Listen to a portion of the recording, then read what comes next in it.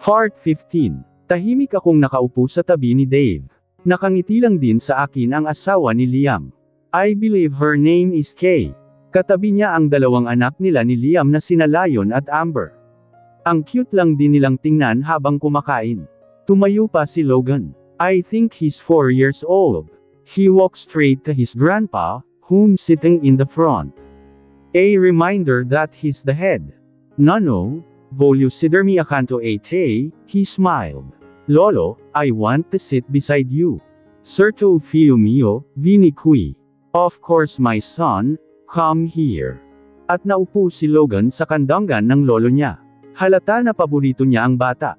Nakangiti pa itong sinubuan niya. Natawa lang din si Liam na pinagmamasdan sila.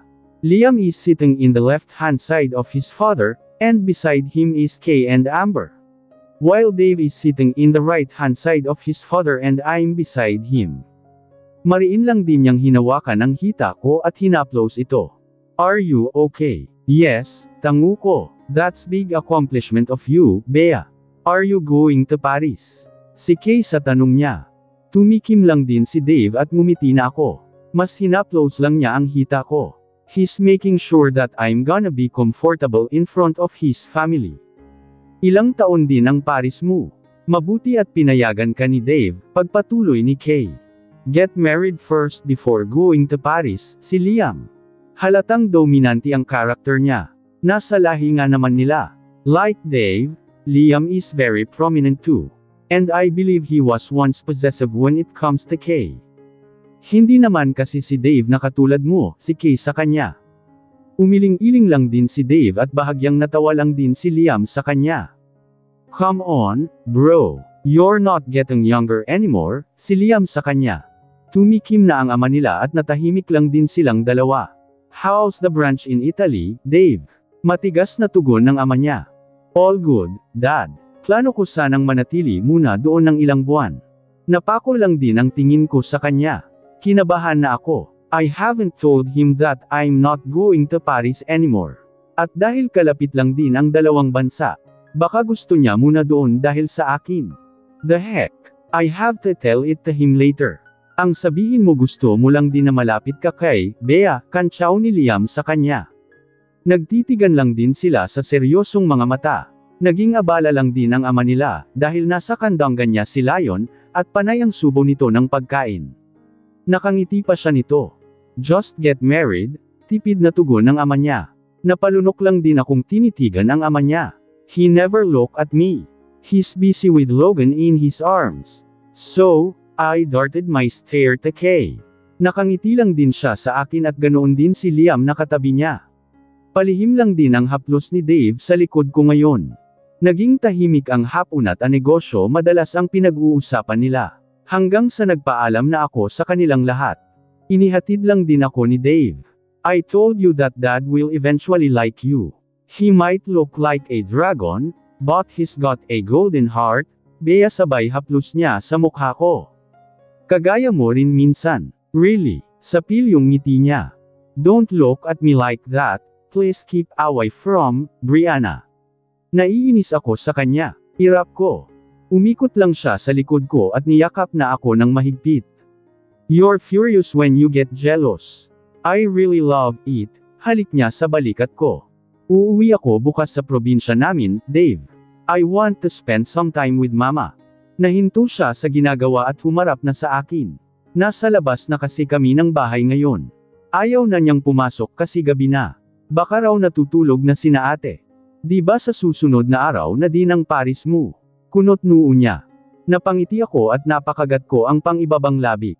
Ayaw ko sanang sabihin sa kanya, dahil gusto ko sorpresa ito.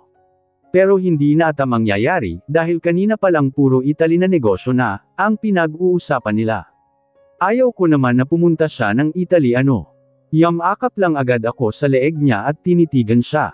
I'm not going to Paris, Dave. I didn't sign the exclusive contract, sabay yakap ko sa dibdib niya. Rinig ko lang din ang lakas ng tibok ng puso nito. Nakakainis talaga, dahil pagdating kay Dave nababaliw lang din akong lalo. What? Why? I looked at him and smiled. Gumuhit ang pagkabigla sa mga mata niya. I'm sure he didn't expect this. I know he's planning ahead for him to be able to be with me. But I just couldn't make it. Hindi ko alam pero para sa akin mas mahalaga ang sandaling ito. I just can't imagine my life without you. Sa mahinang tugon ko. Bumuntong hininga na siya at mas niyakap lang ako ng buo. Ramdam ko rin ang halik niya sa ulo ko. You might regret it, Bea, that's your dream darling. Come here. Mabilis lang niyang hinayla ang kamay ko at pinapasok ulit ako sa kotse niya. Pinaandar niya lang din ito. Seryoso siya sa ngayon at wala ang ngiti sa labi niya. Nakakunot noo pa siya. I thought he'll be happy but it seems like he's a bit disappointed in me. Ang buong akala ko sa kondo niya kami patungo hindi pala, dahil medyo malayo ito. Natahimik lang din siya at pati na rin ako. Tiningnan ko pa ang oras sa relo ko. 10:00 na ng gabi. Where are we going, Dave? Malapit na tayo. Galit ka. Do I look like angry to you? Formal sa tugon niya. Pinindot na niya ang musika at nakinig na rin lang ako nito. Sinandal ko na ang ulo ko sa upuan at pinaikit ang mga mata. Pero bago pa man tuluyang napapikit ang mga mata ay nilangon ko muna siya. He's way too gorgeous on his corporate attire. Nakatupi na ang long sleeve na suot niya sa magkabilang braso. I feel so loved and complete while staring at him. I couldn't stop smiling while he's busy driving. Naalala ko lang ang nangyari kanina sa press conference at napangiti lang din ako. The whole country knows it by now and I don't care anymore. I don't care if they gonna bash me or so. What matters the most is that I'm with him. Mahal ko siya at wala akong plano na pakawalan siya sa mga kamay ko. His eyes darted seriously on the road and here I am, in a constant manner staring at him. Do you like me that much? That you couldn't take your eyes away from me? Feel yung ngiti niya. Tumango na ako. Oo, I love you this much. Bahagyang tawa ko. I love you, Dave. Sabay pikit ng mga mata ko. Ang mainit niyang haplos sa mukha ko ang gumising sa akin. Namulat ako at ang ngiti niya agad ang unang nakita ko. We are here. Are we? Kunot-noo ko at siya na mismo ang nag-unlock ng seatbelt ko sa gilid. Napangangalang din ako nang makita ang kabuuan ng bahay na nasa harapan ko ngayon. Nilangon ko pa ang paligid. Halata na hindi pa ito tapos, dahil nagkalat pa ang iba't ibang mga gamit. May tractors at ilang trucks pa and nandito sa bakuran. Madilim na naman ang langit pero may malaking ilaw ng poste ang bawat gilid ng property. It's a Mediterranean-style house. It's huge. It's honestly huge. It should be complete by next month. I was thinking to show this to you once everything is set and ready, but I guess I can't wait too. Kinuha na niya ang kamay ko at sabay kaming humakbang sa hagdanan, patungo sa malaking pinto. Hang on, darling. Umayos siya ng tindig at humarap sa akin. May dinukot siya sa bulsa at kinuha lang din ang kamay ko. This is for you. For us. For our family. Sabay lagay ng susi ng pinto sa kamay ko. I smile while staring at the key in my hand. I didn't expect this. Para sa akin hindi na kailangan ng ganito. Okay na naman ako sa malaking kondo niya. Dave, you don't have to do this. Umiling-iling siya at mabilis lang na hinalikan ako sa labi. Yamakap lang din ako sa leeg niya, at mas humigpit lang din ang hawak niya sa baywang ko. This is for our family, Bea, let's make a one great big family together, ngiti niya. Binuksan na niya ang pinto at binuhat lang din ako na mala bride style. Natawa pa ako sa ginawa niya. Nakakatawa nga naman, dahil para kaming bagong kasal. Hindi pa nga kami nagpakasal dalawa. Maingat lang din niya akong binaba nang makapasok kami sa loob. Kompleto na ang ilaw dito at tanging mga gamit na lang din ang kulay. Namanghalang din ako sa laki at eleganteng chandelier na nasa paanan ng hagdanan. At ang napakagandang hagdanan patungo sa ikalawang palapag ng bahay. I was about to take my step but he grabbed my hand and held me. No, not yet. Let me carry you upstairs, he huskily whispers. What? Ano to? Para naman tayo nitong bagong kasal. Di pa tayo kasal reklamo ko, pero nakangiti rin naman ako sa kanya. He smirked beautifully and without even thinking twice he lifted me up again. Carried me again with all his strength. Napalunok pa akong natawa habang tinitingnan ang taas ng aakyatin niya. Mataas iyan. Mahihirapan ka, bahagyang tawa ko. I can do anything, Bea, just to get you, trust me. He smirked beautifully and slowly he take his step forward, climbing upstairs. I gripped tightly and steadily. Ayaw kong mahulog kaming dalawa ano. He smirked beautifully and slowly he take his step forward, climbing upstairs. I gripped tightly and steadily. Ayaw kong mahulog kaming dalawa ano. Napatitig lang din ako ng husto sa kanya. Kahit kailangan hindi nabawasan ang kagwapuhan niya, nadagdagan pa nga ito ngayon. Stop staring at me. It's melting me, darling, sapil yung ngiti niya. Natahimik na ako at mas tinitigan lang siya ngayon. Hanggang sa nakarating kami sa itaas nito. Ang buong akala ko ay ibababa na niya ako. Hindi pa pala dahil nagpatuloy lang ang hakbang niya. Where do you think you're heading to, Mr. Dave James Montenegro? Taas kilay ko sa kanya. Nahinto siya at nakangiting tinitigan ako sa mga mata. To make a family with you, sapil yung ngiti niya. Loosen up, darling, haplos ko sa mukha niya. She looks so nervous. I can see it on her eyes. Kumurap pa siya ng makailang beses bago nagsalita. Kinakabahan lang ako, titig niya sa mga mata ko. Okay lang ba ang damit ko? I looked at her from head to toe. I even bit my lower lip as I knew how seductive her sexy dress. Ayaw ko sana na ito ang suotin niya pero magiging asawa ko na siya at model din siya. Hindi ko naman pwedeng takpan ang katawan niya sa madla. I am a one proud husband to be and I know I have a lot of insecurities. I'm insecure because I don't know if I am enough for her. Hindi ko alam kung sapat na ba ang lahat ng binibigay ko sa kanya. Gusto ko siyang hawakan ng sobra, pero alam kong ayaw na ayaw niya ang hinihigpitan siya sa gusto niya. You're the most beautiful darling beauty in my life, sweetheart. Kahit ano pa ang suotin mo, nangingibabaw ang ganda mo sa lahat. Kaya nga nahulog ako sa iyo ng sobra, di ba? I smile sexily at her. Bolero ka talaga, pisil niya sa ilong ko at hinalikan na din ang dulo nito. She then stared at me closely and fixed my necktie too. I can't contain myself staring at her. Hanggang ngayon ay parang nanaginip pa din ako. Hindi pa rin ako makapaniwala na napasa akin ang babaeng ito. Let's go, lihim ng ngiti niya at tumango na ako. The huge door opened for us and all the lights from the cameras flickers everywhere. I held her hand and she held me tighter. I gave her my warmest security smile and kissed behind her ear. Naupo kami agad sa silya na para sa aming dalawa. Today is our exclusive interview, on how our love story began and we are ready to share it to the media and to the world. Limitado lang ang nandito, pero ano pa nga ba ang magagawa ko kung si Daddy na ang nagpa-organisa nito? I looked at every one of them first, just a quick glance and I know that they're holding the biggest media in this country, and in Asia too. I saw Lara Ferrer in the corner, the sole heir of Ferrets and GC Group in Italy and Greece. They have the access to world's global media and front page. She winked wickedly and raised her brows. Napailing na ako at ibinalik lang ang titig ko kay Bea sa tabi ko. I sat her down closer beside her and wrapped my arms around her. Sumandal na ako sa likod ng upuan at sumandal din agad siya sa dibdib ko. Ilang ulit pa siyang tumikim at pilit na inaalis ang kaba niya sa pamamagitan ng paghaplos ko sa kamay niya. Then her sister Leah nodded and smiled, and then interview started. How did the two of you meet? Lawak ng ngiti ng isang interviewer. We stared and laughed. Nag-iisip kung sino ang magsasalita sa aming dalawa, kaya ako na. It was me who first saw her, buong boses ko. Oh, was it love at first sight, Mr. DM? I smiled professionally and gently nodded. I don't know what's love at first sight is. Hindi naman kasi nangyayari ito agad-agad, di ba? But I admit it, I got attracted to her when I first saw her.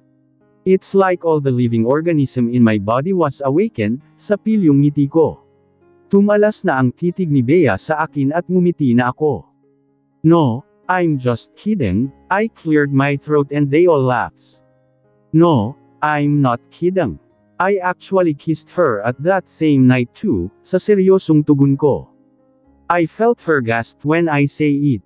Tinakpan niya agad ang mukha niya gamit ang dalawang kamay at namula na siya. I bit my lower lip and smiled at her. Umingay na ang iba na parang hindi makapaniwala, pero nakangiti halos sila. Panay lang din ang kinang ng camera sa aming dalawa. No, he's kidding, singit ni Bea. My brow furrowed in dismay.